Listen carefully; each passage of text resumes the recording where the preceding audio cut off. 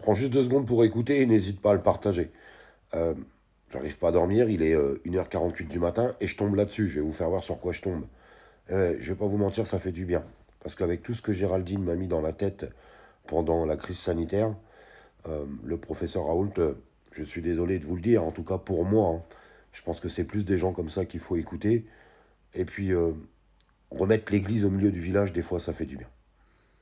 Je vous dis, tout ce que je Je dis. connais des grands médecins, professeur. Non, non, mais ce que vous connaissez, je m'en. Ce que vous connaissez, je m'en fous. C'est grand médecin, ça veut rien dire. Moi, je fais 1m85, je suis un grand médecin. Et qu'est-ce que c'est ces conneries? Sauf que vous avez échoué sur le Covid et je comprends que ce soit très très dur pour vous d'avaler ça, alors que vous êtes un professeur brillantissime, connu dans le monde. Arrêtez de dire des bêtises et laissez-moi. C'est mat sur le Covid en fait. C'est un bide intersidéral sur le Covid et c'est impossible pour vous de l'accepter. Vous avez réussi tout. Mais vous faites du théâtre, là, madame. Moi, je suis pas actrice, je suis chroniqueuse. Non, mais vous faites là, mais c'est du théâtre. Mais très bien.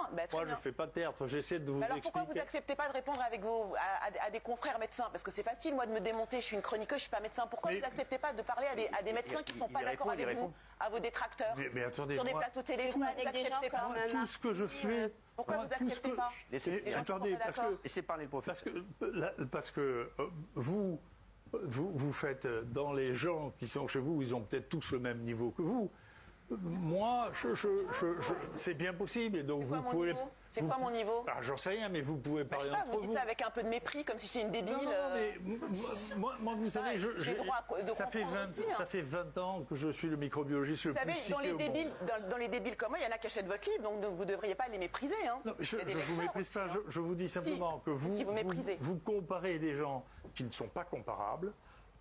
Ça fait depuis j'ai été dans l'éditorial board de tous les journaux de maladies infectieuses du monde. Et de savoir lire. Je suis le plus cité depuis 20 ans de tous les microbiologistes du monde. J'ai tout de suite dit ça. Et que donc, quand vous avez un pharmaco-cinéticien qui découvre la maladie infectieuse et qui n'a jamais soigné un malade et qui veut me donner une leçon, je ne lui parle pas. Voilà, exactement. C'est pas compliqué. Mais pourquoi vous ne parlez pas aux gens qui... Pourquoi? À qui? Mais qui? Je vais parler à un néphrologue raté? Je vais parler à quoi? À qui je vais parler? En fait, vous avez...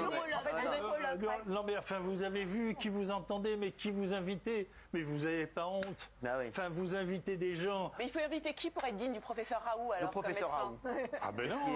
Votre reflet, en fait, dans un miroir, il faut inviter qui, en fait? Non, mais moi, ce que vos types de débats, d'ailleurs, je regrette de me retrouver dans ce type de débat parce que je ne parle pas avec les gens comme vous d'habitude. Je sais pas vous, mais moi, ça me fait du bien. Vous avez bien compris, hein. Je ne parle pas dans les bistrots.